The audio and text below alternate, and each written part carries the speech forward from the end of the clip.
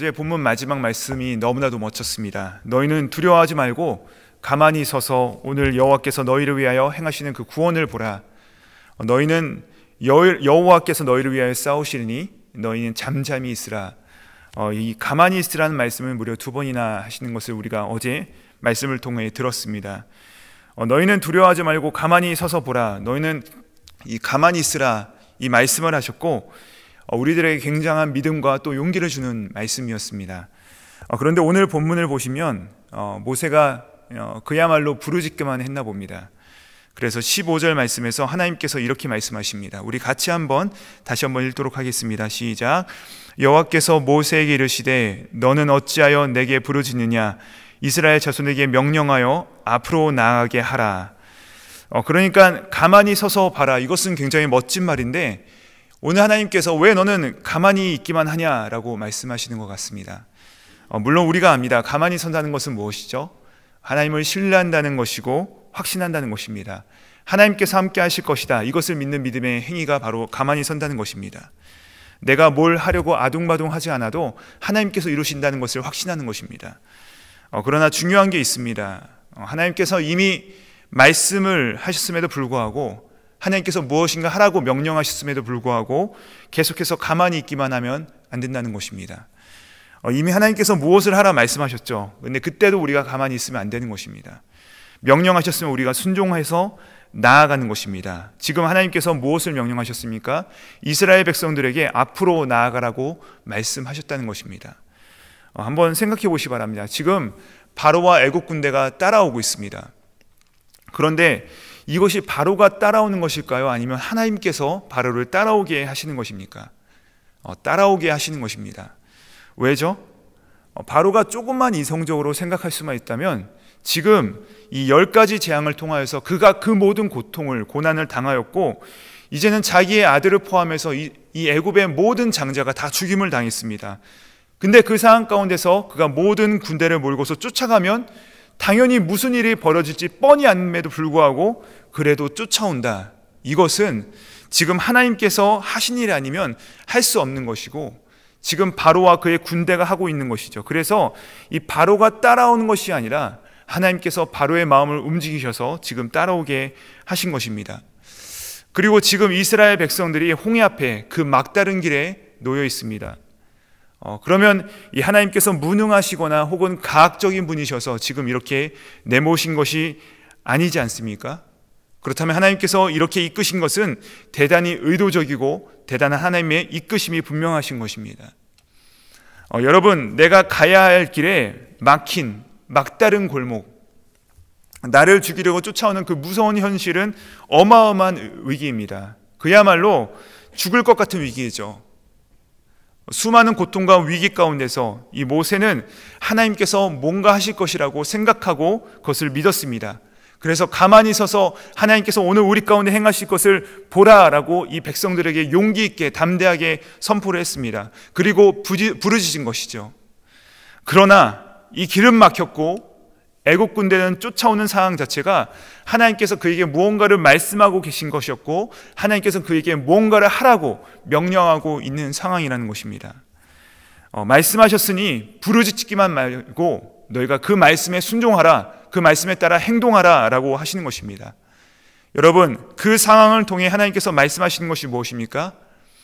하나님께서는 우리를 그 막다른 길, 또 바로가 판단할 때 이 이스라엘 백성들이 광야의 함정에 빠졌다라고 생각할 수밖에 없는 그 위험천만한 곳으로 하나님께서 이스라엘을 인도하신 이유가 무엇이라는 것이죠.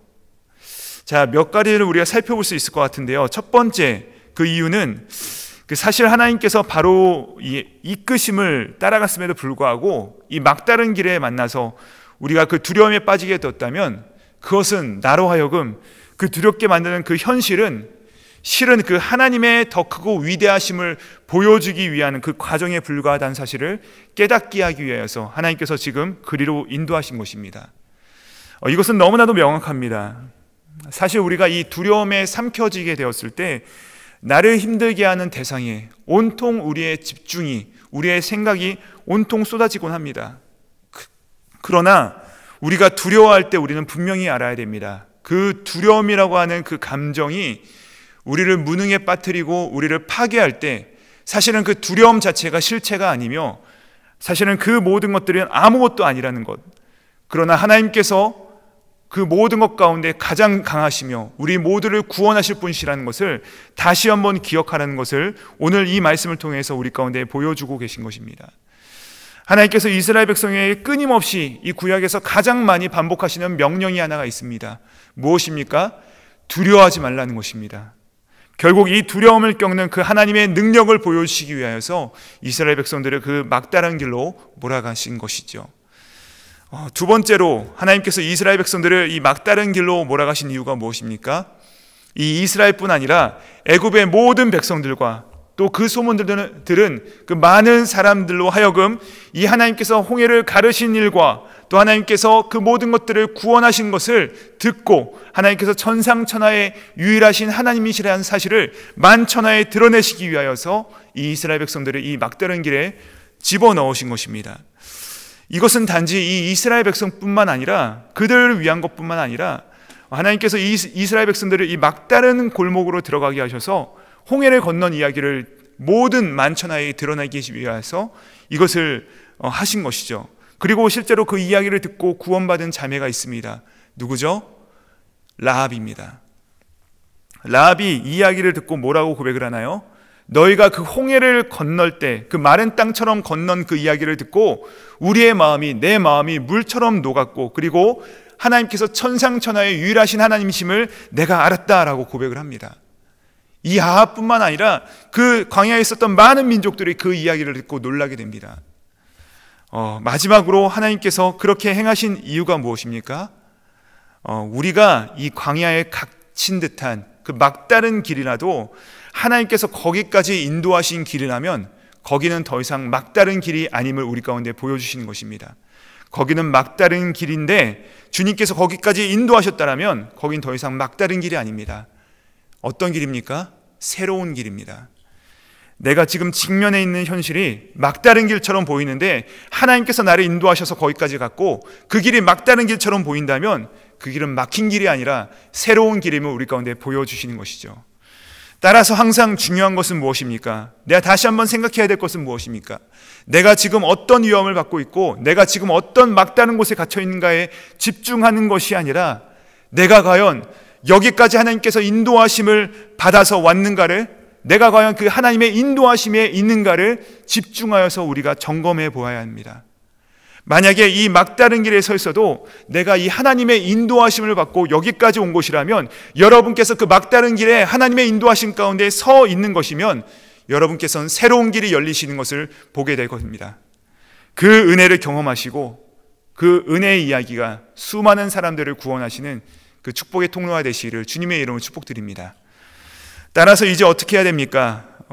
부르짖기만 하는 것이 아니라 그 막다른 길을 향해서 우리의 발걸음을 내딛고 또 우리의 지팡이를 앞으로 뻗어야 되는 것이죠.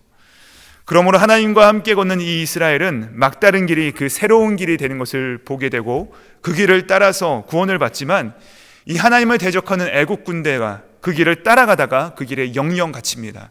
그리고 거기서 나타나는 것이 바로 무엇입니까? 하나님의 영광입니다. 우리 함께 17절의 말씀을 함께 읽겠습니다. 함께 읽습니다. 시작.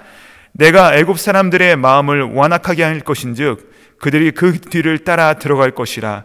내가 바로와 그의 모든 군대와 그의 병거와 마병으로 말미암아 영광을 얻으리니. 하나님의 길을 따라가는 자가 길이 없는 그곳에서 새로운 길을 삼아서 가는 반면에 하나님을 대적하는 자는 그 길을 따라 들어가다가 그 길에 영영 갇히는 것을 보게 되고 온 세상에 그것이 확정적으로 드러나는 순간 하나님의 영광이 드러나게 되는 것입니다.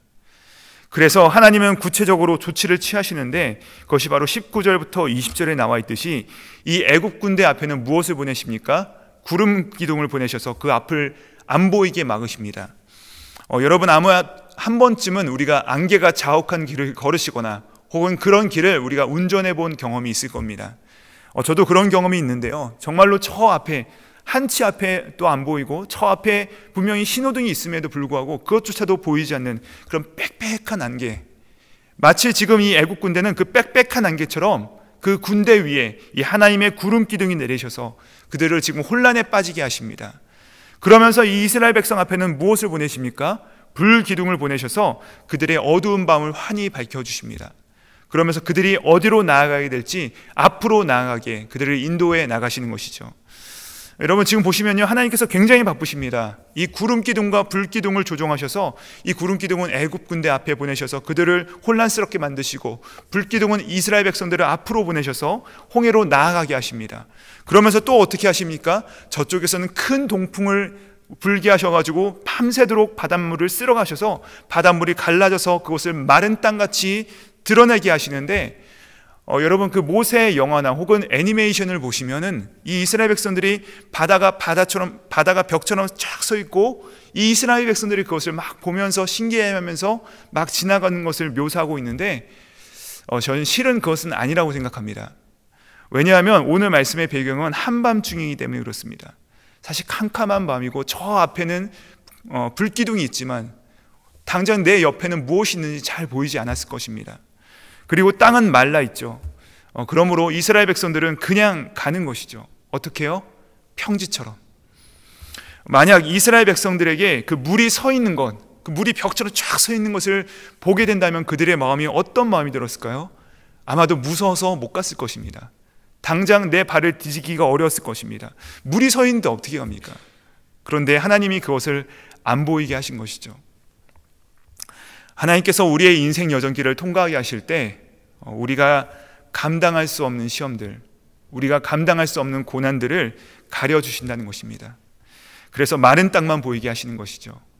그래서 하나님의 말씀과 그 마른 땅만 보게 하시고 그 길을 걷게 하시는 것입니다.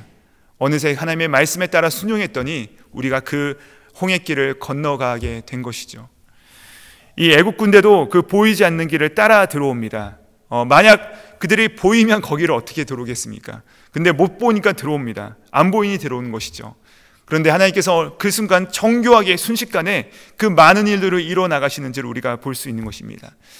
그래서 하나님께서 또 어떤 일을 하십니까? 애국 군대가 25절에서 뭐라고 합니까? 우리 함께 25절 말씀을 함께 읽겠습니다. 시작. 그들의 병거 바퀴를 벗겨서 달리기가 어렵게 하시니 애굽 사람들이 이르되 이스라엘 앞에서 우리가 도망하자. 여호와가 그들을 위하여 싸워 애굽 사람들을 치는도다. 이제 애굽 군대가 굉장히 중요한 사실을 깨닫게 됩니다. 그것이 무엇입니까? 자기들이 이 이스라엘 군대와 싸우는 것이 아니라 바로 여호와 하나님과 싸우고 있다는 사실을 깨닫게 됩니다. 그러나 사실 우리가 이스라엘과 싸우는 것이 아니라 여호와와 싸우는구나, 이 사실을 깨닫는 순간은 너무 늦은 상태이죠. 깨닫는 순간 물이 그들을 덮어버립니다. 그래서 이 애국 군대는 홍해에 영원히 수장되죠. 오늘 말씀을 정리하겠습니다. 위 홍해 사건을 통하여서 우리가 명확하게 알 수 있는 것은 무엇입니까? 하나님의 뜻을 따라 움직이고 그 행동하는 자는 이 구원의 은혜를 알게 되고, 또 자기의 뜻을 따라 이루려는 자는 이 하나님의 두려운 영광을 보며 멸망합니다. 그래서 우리에게 딱 한 가지밖에 없습니다. 하나님의 뜻을 꽉 붙잡고 내가 정말로 그 하나님의 뜻을 붙잡고 나아가고 있는지, 아니면 하나님의 뜻을 따라가고 있다면 내가 그것을 두려워할 필요는 없습니다. 그러나 반면에 내가 하나님의 뜻이라고 속이면서 내 뜻을 붙잡고 걸어가고 있는가? 내가 만약에 하나님의 뜻이 아니라 내 뜻을 따라 붙잡고 있다면 여러분 다시 한번 이 하나님의 뜻을 분별하시며 하나님께서 명령하시는 그곳에 서셔서 그 길을 두려움 없이 나아가시 바랍니다. 우리가 하나님의 뜻을 붙잡고 나아갈 때 때로는 그 길이 막다른 골목이라도 여전히 두려워할 필요가 없습니다. 그곳은 막다른 골목이 아니라 새로운 길로서 하나님께서 여실 것이기 때문에 그렇습니다.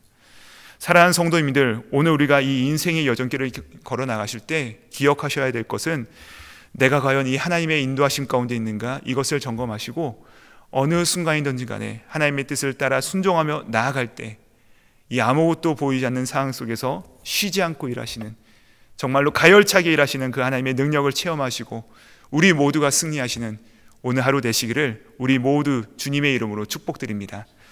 이 시간에 함께 기도하시겠습니다.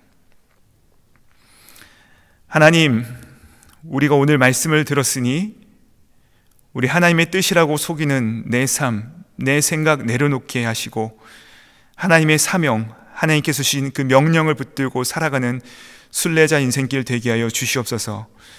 우리의 인생길에 아무것도 보이지 않는 것처럼 느껴지지만 사실 하나님께서 지금도 쉬지 않고 가열차게 일하고 계심을 믿으며 우리의 자녀, 우리의 일터, 우리의 모든 관계와 건강과 우리의 물질까지도 다 주님께 의지하며 나아가는 우리의 인생들 되게 하여 주시옵소서. 우리의 참된 길이 되시는 예수 그리스도의 이름으로 기도드립니다. 아멘.